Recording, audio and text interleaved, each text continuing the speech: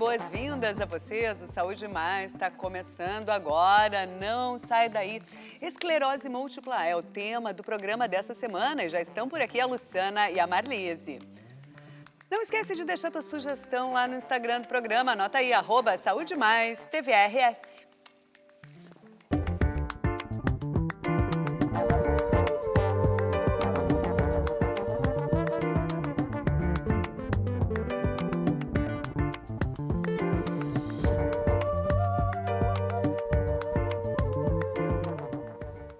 Luciana Spagnoli é psicóloga há mais de 20 anos. Em 2003, recebeu o diagnóstico de esclerose múltipla. Também é responsável pelo grupo de apoio Eu Vivo Bem, criado para atender pessoas com esclerose múltipla aqui em Porto Alegre. E Marlise de Castro Ribeiro é médica, neurologista e professora do curso de medicina da Universidade Federal de Ciências da Saúde de Porto Alegre. Também é coordenadora do ambulatório de neuroimunologia da Santa Casa, aqui na capital gaúcha. Agosto Laranja é o mês de conscientização sobre a esclerose múltipla, que atinge mais mulheres dos 20 aos 40 anos. Segundo a Associação Brasileira de Esclerose Múltipla, no Brasil, cerca de 40 mil pessoas são portadoras da doença.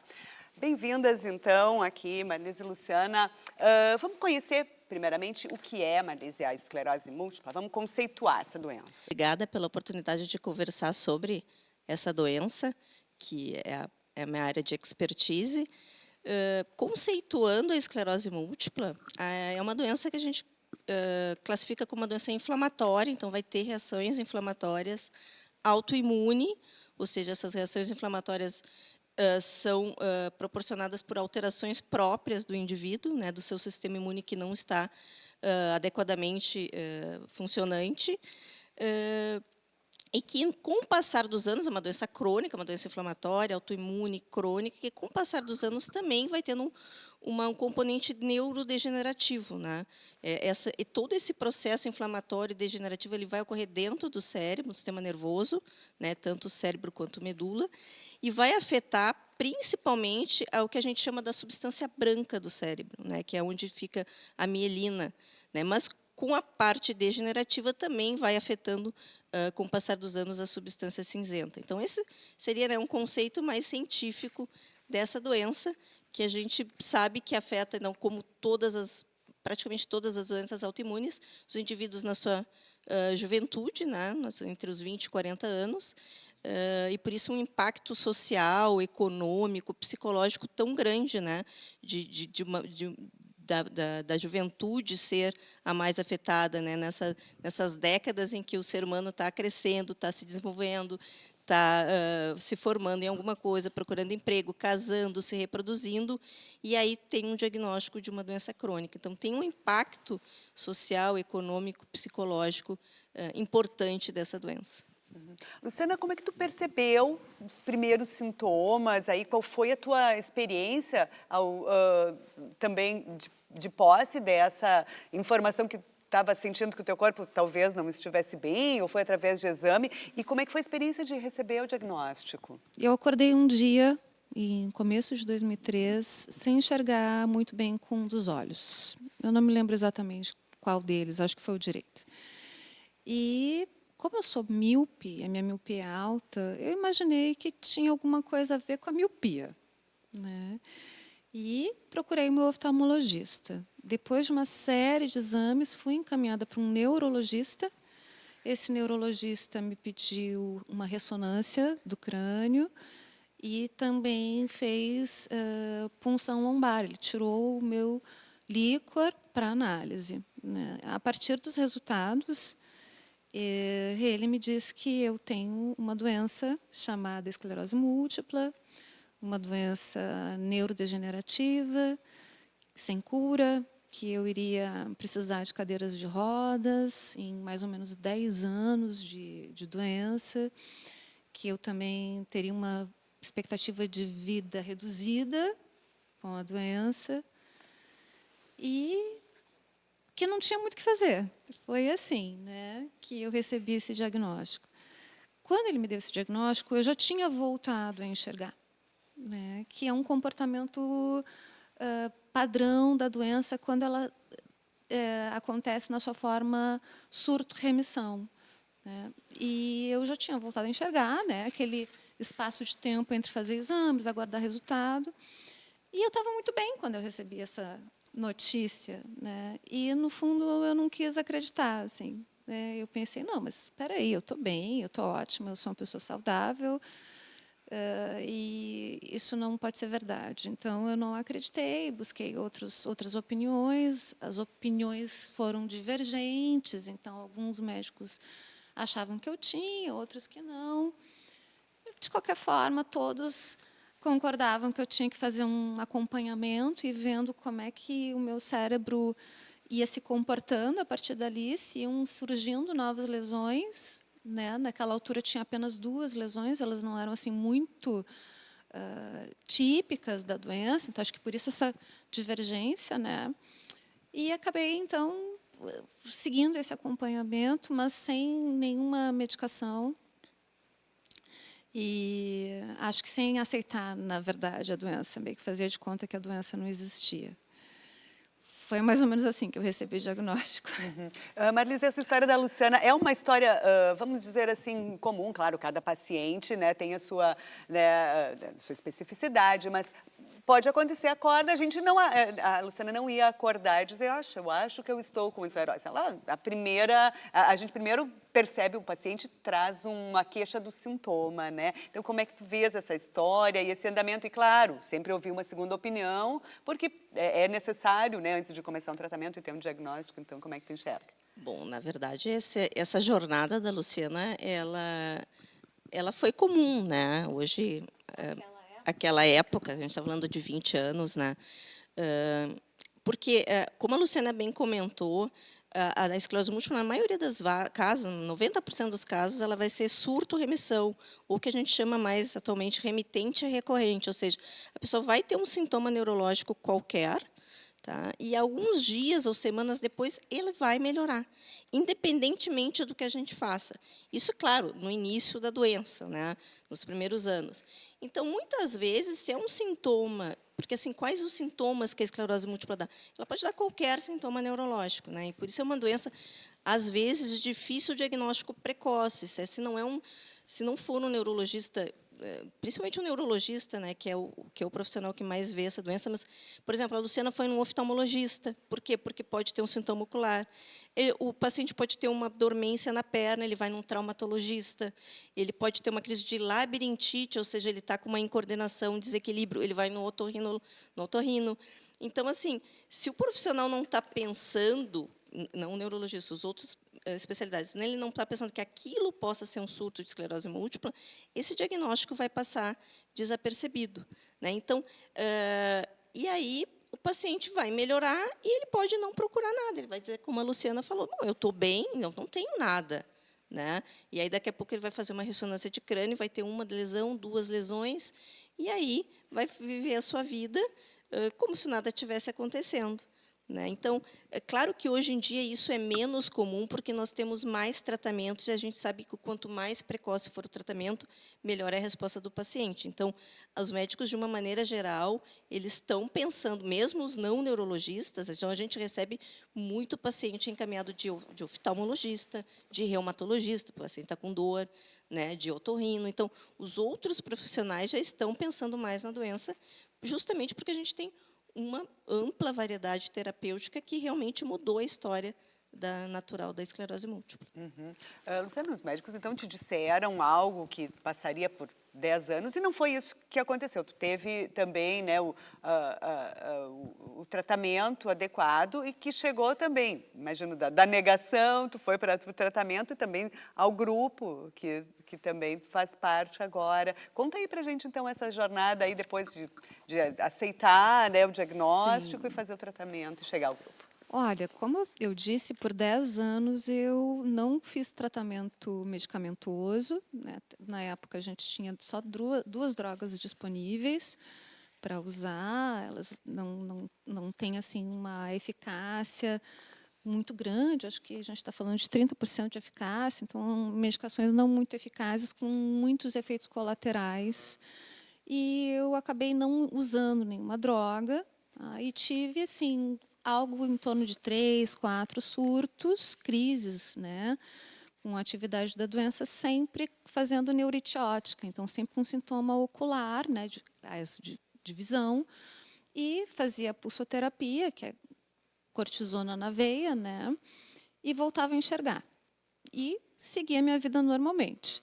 Né? Falava pouco sobre a doença, não pensava na doença. Até que 10 anos após o diagnóstico, pouco mais de 10 anos após o diagnóstico, eu me vi bastante afetada pela doença. Tá? Eu tinha vários sintomas, né? Então, formigamentos, incontinência urinária, essa coisa da vertigem que a Marlise citou, não tinha coordenação motora, eu estava bem mal mesmo, não estava enxergando bem, e mesmo fazendo a pulsoterapia, né, fazendo essa terapia com corticoides, eu não ficava bem.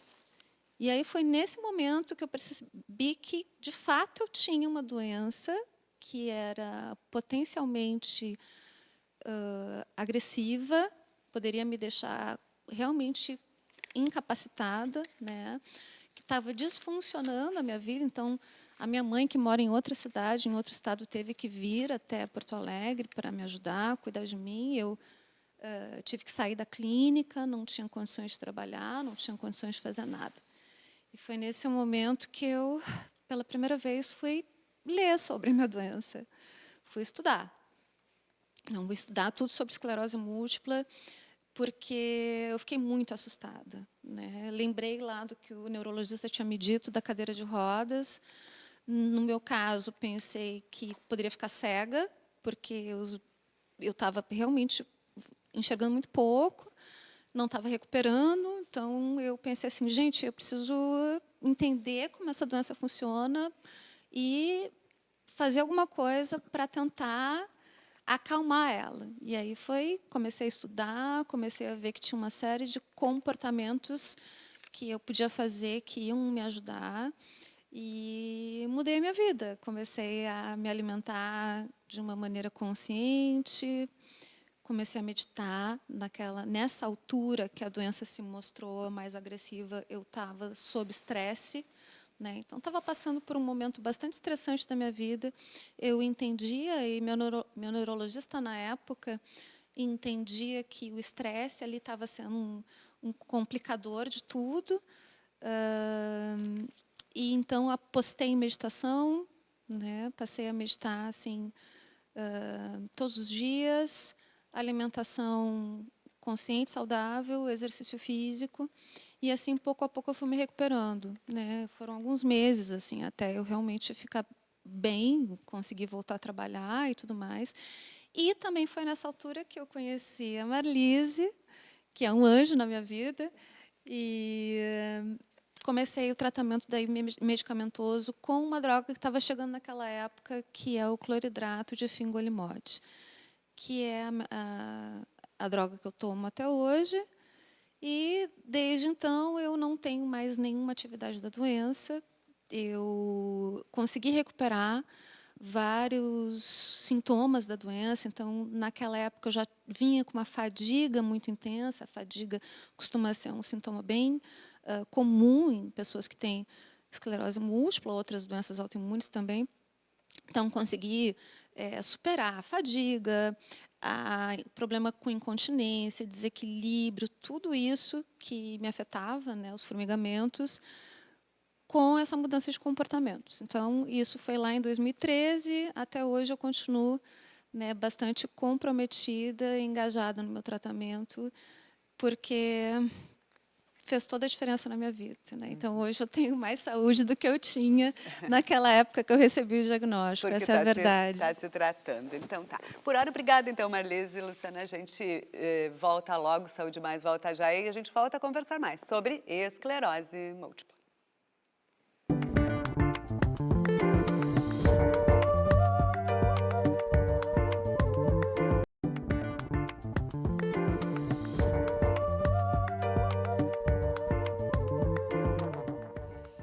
Saúde Mais de volta e a gente continua a conversar sobre esclerose múltipla com a psicóloga Luciana Spagnoli e a coordenadora do Ambulatório de Neuroimunologia da Santa Casa de Porto Alegre, Marlise de Castro Ribeiro. Marlise, quais são os avanços mais recentes que a gente pode conhecer aí no tratamento da esclerose e como é que eles melhoram o prognóstico dos pacientes?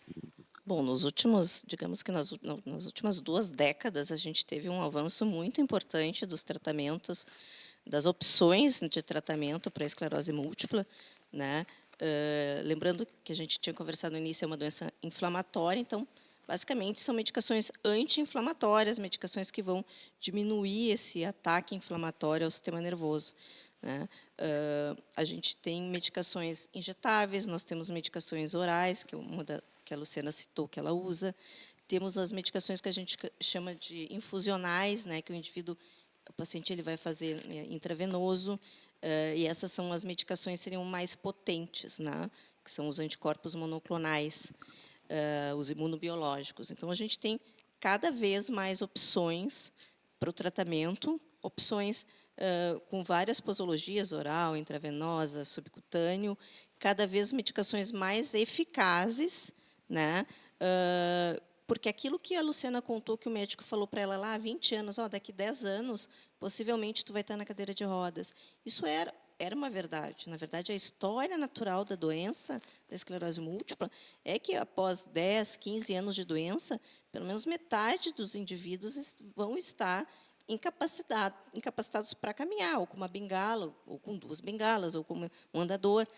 E com o surgimento dessas novas medicações nos últimos 20 anos, isso mudou completamente. Por isso, até elas são chamadas de drogas modificadoras de doença. Elas mudaram a história natural da esclerose múltipla. Então, eu acho que não ficar sem tratamento hoje em dia não seria uma opção. A gente tem várias opções e cada vez opções mais e mais eficazes que vão fazer com que esse indivíduo que inicia a sua doença numa idade jovem da sua vida, numa idade precoce, passe a sua vida totalmente normal, pleno em todas as suas atividades. Tá bem. Bom, Luciana, como é que é aí a tua jornada ali no grupo Eu Vivo Bem? E também pode me dizer assim, onde é que entra ali a Luciana psicóloga, a Luciana paciente também, como é que é tudo? O grupo de apoio é um espaço que eu pensei que faltava, né, na comunidade das pessoas com esclerose múltipla. Pensei em tudo que eu tive que aprender, né, toda a minha jornada, que foi muito solitária, né, então, a gente está falando de algo assim de quase 15 anos atrás, a gente não tinha internet, redes sociais como existem hoje, né? Então, foi uma busca muito solitária por conhecimento, por as melhores estratégias, o que eu poderia fazer. E eu achei que eu devia disseminar esse conhecimento, essa experiência e compartilhar isso com as pessoas. Foi aí que eu começo, então, a voltar o meu foco dentro da clínica, do consultório, para a pessoa com esclerose múltipla, e penso no grupo justamente para também conseguir atingir mais pessoas, né? E esse grupo ele acontece virtualmente, com encontros quinzenais. É um grupo pensado para pessoas que querem protagonizar o seu tratamento, participar ativamente dele, buscando o controle da doença, dos sintomas, buscando também fortalecer a sua saúde mental e ter mais qualidade de vida. Viver bem com a esclerose múltipla. Quando tem um tema específico em relação a um mês e uma cor, né, como é o caso do Agosto Laranja, modifica a rotina de vocês, como vocês veem a importância de ter um mês aí dedicado a se pensar, divulgar ações, né, desmistificar? Eu acho que é bem importante, né? Justamente por isso, apesar de ser uma doença rara, né, ela é considerada uma doença rara, como todas as doenças autoimunes, a esclerose múltipla vem aumentando a sua incidência na população, né? Então, a gente faz, até porque hoje os pacientes têm mais acesso a ressonâncias magnéticas, né, a exames complementares, os critérios diagnósticos também estão mais claros para o neurologista, para o médico. Então, a gente faz cada vez mais diagnósticos. Então, a conscientização, num mês específico, ela favorece, né, ao paciente assim, bom, eu tive um sintoma que durou 2 semanas e eu tenho 25 anos. Sei lá, eu tive uma dormência no braço que durou 2 semanas. Será que isso não pode ser esclerose múltipla? Será que eu tenho que procurar um médico para ver isso? Aí eu fiquei com a visão embaçada, né, por 4 dias. Será que era a minha miopia? Será que era uma conjuntivite? Ou, né, as pessoas começam a pensar. E, na medida que as pessoas começam a buscar, a pensar e aí fazer o seu diagnóstico, a gente vai acabar descobrindo que talvez não seja tão rara, né? Porque vem um aumento de incidência de doenças autoimunes. Então, acho bem importante isso. As pessoas, por um mês específico, pelo menos começam a lembrar que essa doença existe. Sim, porque elas são multissintomas, Exato, então não é uma. realmente de fato Exatamente, é muito o diagnóstico difícil. às vezes é difícil, né? Eu acho que é uma oportunidade também para desmistificar, sabe, para disseminar conhecimento e dentro desse movimento as pessoas também conseguirem muitas vezes aceitar a doença e falar sobre ela com familiares, com amigos, buscarem redes de apoio, né? Isso vai fazer muita diferença na vida da pessoa que tem esclerose múltipla, né? Sim, e também, muitas vezes acontece também de pessoas famosas, mais famosas, né, do que vocês, né, também terem protagonismo e aí, em alguma medida, essa informação verdadeira chega para mais pessoas, né. Mas existem fatores de estilo de vida aí que podem ajudar na gestão, né, do problema, porque a esclerose ela não é gerada pelo estilo de vida, mas ela pode ser melhorada, é isso, então dá para, o que a gente pode falar?